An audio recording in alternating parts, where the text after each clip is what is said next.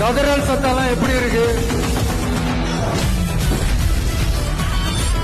ஆள்றவங்கன்னு சொல்றோம், ஸ்டேட்ல ஆள்றவங்கன்னு பேசுறோம். அப்புறம் என்ன பேரை சொன்ன புரியலையே.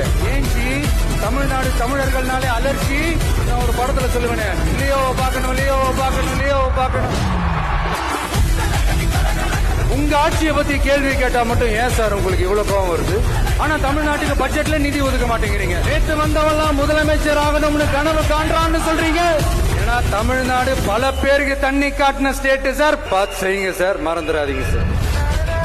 ரெண்டு பேருக்கு நடுவுல தான் போட்டியே. ஒன்னு டிவிக்கு, இன்னொன்னு டிஎம்கே. அடுத்த வருஷம் இது வரைக்கும் தமிழ்நாடு சந்திக்காத ஒரு வித்தியாசமான ஒரு தேர்தலை சந்திக்கும். எம் மக்களுக்கான அரசியலையும் அந்த வெற்றியையும் யாராலும் தடுக்க முடியாது. அப்படி தடுக்கணும்னு நினைக்கிறவங்களோட கனவு ஒரு நாளும் மெய்ப்படாது. கான்பிடண்டா இருங்க, நல்லதே நடக்கும், வெற்றி நிச்சயம்.